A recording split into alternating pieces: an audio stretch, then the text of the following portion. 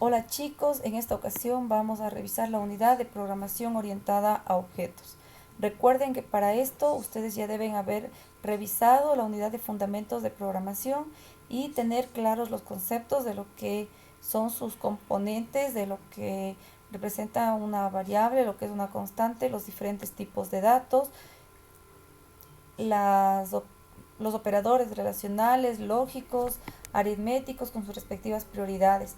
También sería conveniente que para esta altura usted conozca procedimiento para resolver los problemas a través de un computador, es decir, en qué consiste el análisis, el diseño y la implementación, que bueno, aún no la vemos de forma práctica, pero que la vamos a ver en este capítulo utilizando esta filosofía de la programación orientada a objetos.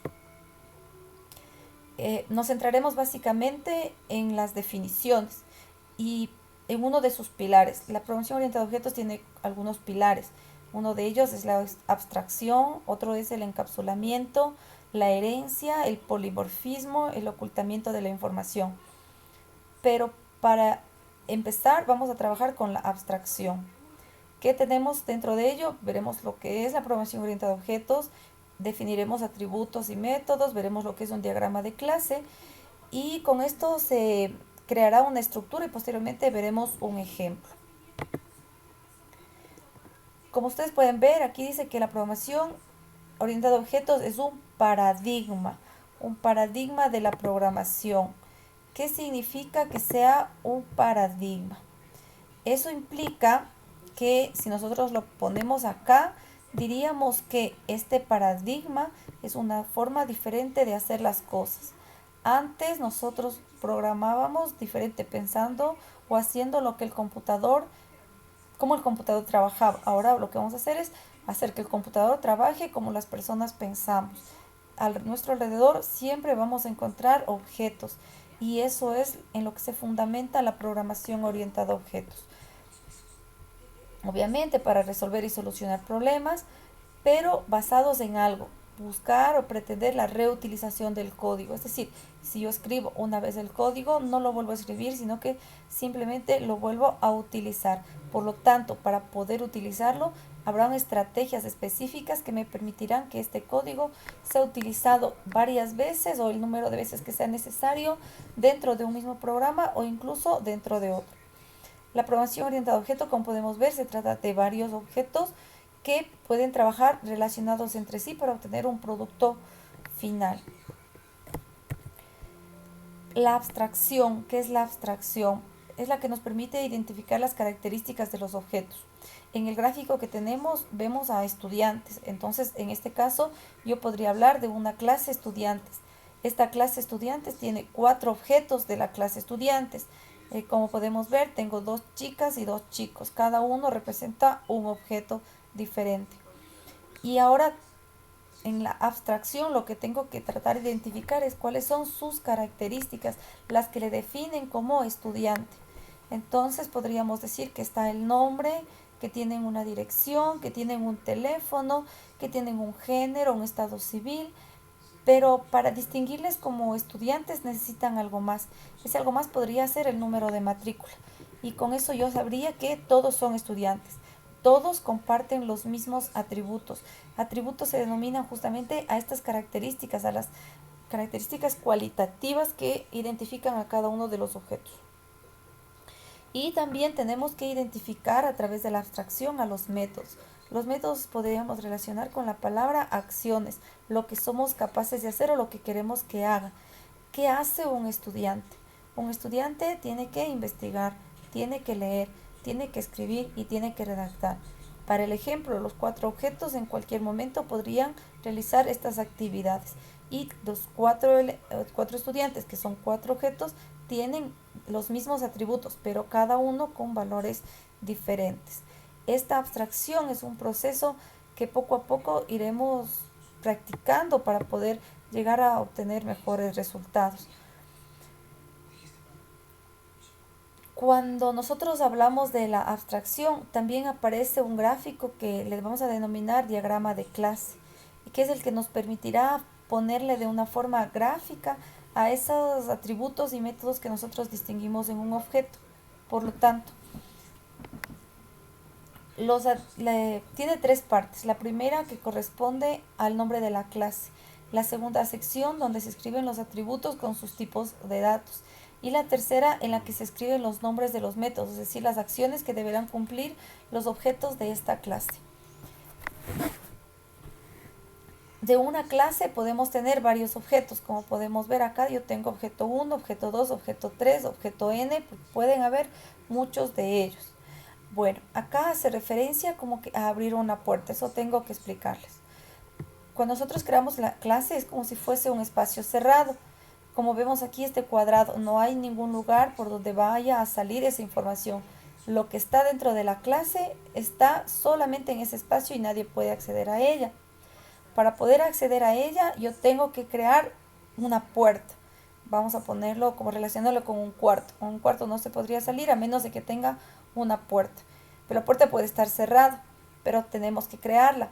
Entonces, esa puerta vienen a ser los objetos. Son los que me van a dar acceso a lo que tengo escrito dentro de la clase, ya sea a sus atributos o a sus métodos, los cuales pueden ser públicos o pueden ser privados. Generalmente los métodos son públicos y los atributos son privados, pero esto no es una norma, puede cambiarse. Lo importante es identificar que una clase es como un espacio cerrado donde escribimos un código y que solo lo puede ver el programador o propietario de la clase, y que para acceder a ello a través de otras clases o de otros lugares yo tengo que crear una puerta, y esa puerta vienen a ser los objetos o las instancias. Un objeto es una instancia de la clase y una clase es un conjunto de objetos que comparten características comunes. Para poder implementar una clase tenemos que utilizar una sintaxis, y estas sí son reglas que deben establecerse y escribirse tal cual aparecen y no pueden modificarse. Para seguir con el ejemplo que había presentado, tenemos el nombre de la clase. Mi clase se llamaba estudiantes. Tengo que ponerle un nombre al objeto. Mi objeto se llama obj1, pero puede llamarse o puede llamarse estudiante, o puede llamarse persona, depende del nombre que le quieran dar, pero es conveniente que tenga relación con el nombre de la clase. Luego se pone el signo igual, ¿por qué? Porque es necesario instanciar. La palabra new significa instanciar o reservar el espacio de memoria necesario para poder utilizar este objeto. Y se le instancia haciendo una invocación al constructor de la clase. El constructor es un método especial que tienen todas las clases y que tiene ciertas características. Por ejemplo, el constructor es un método que permite inicializar los atributos de la clase. Primero. Y segundo, este constructor tiene el mismo nombre de la clase, no tiene retorno,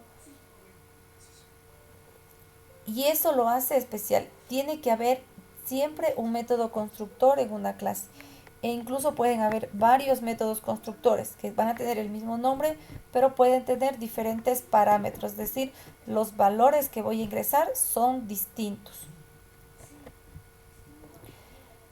Para poder invocarle a este objeto, yo tengo que crear un botón, y en ese botón donde yo tengo este objeto, tengo que ahora llamarle a cada una de las acciones. Para eso se utiliza esta sintaxis: nombre del objeto, un punto sin espacios y luego el nombre del método. El nombre del objeto lo habíamos declarado como objeto 1, y tengo que llamar a alguno de los métodos. Entre los métodos que estaban establecidos está el método estudiar, o podría estar el objeto 1 con el método realizar tareas, y estos métodos pueden llamarse tantas veces como sean necesarias. Esta sintaxis, tanto de la parte de la invocación en un botón como de la declaración, es importante que de alguna manera la memoricemos porque son reglas que tenemos que cumplir.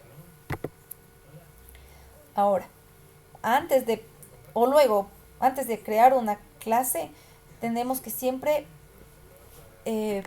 escribirla, y para escribirla es necesario crear otro archivo, y este archivo, según el lenguaje en el que esté, siempre empezará con la palabra reservada class, y tendrán diferentes extensiones. Por ejemplo, en Java será .java y en C tendrá su extensión, pero son archivos diferentes que van a ser invocados desde botones. Entonces, tienen siempre esta estructura: la palabra reservada class, Una palabra reservada significa que no va a poder ser utilizada esta palabra como variable o como identificador de algo. Entonces no es posible, ya es una palabra reservada. También tenemos luego el nombre de la clase. En este caso el nombre de la clase sería estudiante. El nombre que le pensemos dar de acuerdo a lo que va a hacer. Siempre debería tener un nombre relacionado con lo que va a realizar, con la información que lleva. A continuación se escriben todos los atributos, los que existan, 3, 4, 5. Se sugiere que estén en líneas diferentes para hacerlos más legibles, pero eso no impide que puedan estar separados por comas si tienen el mismo tipo de dato. Luego tenemos que escribir el método constructor, que como les había indicado, debe llevar el mismo nombre de la clase. Por esa razón, empieza con la palabra public, a continuación tiene el nombre de la clase, que sería estudiantes, y luego entre paréntesis parámetros. Los parámetros son los valores que necesita un programa para poder funcionar, es decir, los datos que el usuario me tiene que dar o que me tiene que hacer llegar a través de alguna otra función o incluso ingresándolos por teclado. Los parámetros en este método pueden existir o no, depende de si existe la necesidad, es decir, si se requieren valores para poder ejecutar la clase. Y dentro de él estarán las instrucciones. Normalmente las instrucciones suelen ser de asignación, es decir, this, que es una palabra reservada que significa de este objeto o de esta clase, punto y el nombre del método o el nombre del atributo. Y con eso se inicializa dándoles un primer valor. Y luego van a estar todos los métodos de las diferentes acciones que puede crearse en una clase. Por ejemplo, yo tendría un método público y tengo que analizar qué tipo de retorno, o sea, qué respuesta quiero. Si voy a sumar, por ejemplo, la respuesta sería de tipo doble. Si voy, por ejemplo, a retornar un mensaje, la respuesta sería de tipo string. O si solo voy a preguntar si un número es positivo, la respuesta sería de tipo bool. Entonces, eso iría dentro de lo que es tipo de dato. En nombre del método, algún identificador que me diga qué es lo que va a hacer. O sumar, o multiplicar, o calcular el IVA, o obtener un resultado de las notas. Y también pueden haber parámetros, pero estos parámetros ya no son de la clase, sino exclusivamente del método. Es decir, que van a funcionar entre la primera llaves que le abre y las llaves que le cierra. Pueden existir el número de instrucciones que sean necesarios. Aquí tenemos entonces el ejemplo que posteriormente va a estar implementado. Tengo el nombre de la clase, que será operaciones matemáticas, número 1 y número 2, que son lo que necesito, lo que el usuario me va a dar para yo poder realizar una suma, una resta, una multiplicación o división. Acá tengo separado por un espacio o diferenciándole el método más importante que les decía, el método constructor. Y como yo requiero dos valores del usuario, pues esos son los que se encuentran como parámetros, doble num1 y doble num2. Y luego están los métodos que vamos a ejecutar, la suma, la resta, la multiplicación y la división. Este diagrama viene a ser algo así como un reemplazo de lo que era el análisis. Lo que tenemos como atributos vienen a ser las entradas, lo que el usuario me va a dar. O también se podría visualizar acá en el constructor, lo que yo necesito del usuario. Pero estaría parcializado porque también algunos métodos podrán necesitar algunos valores de entrada. Y los métodos consisten ya en las acciones. Y acá tenemos un ejemplo. Este ejemplo a continuación está implementado, así que basta con que lo veamos, que tiene el nombre de la clase, operaciones, los dos números, el constructor con la palabra reservada this que les había nombrado y las instrucciones para la suma, resta, multiplicación y división. La explicación de cómo construirlo lo vamos a encontrar en un video que se encuentra a continuación. Para que funcione tanto la parte visual como la clase que acabamos de crear, tengo que declarar un objeto. Este objeto debe tener el nombre de la clase y el nombre que le quieran dar al objeto. Debe instanciarse llevando los parámetros que necesitaban. Recuerden que eran dos números. Y luego para llamarle basta con poner el nombre del objeto y el método. Y si quiere parámetros, pues con parámetros. Y eso es todo.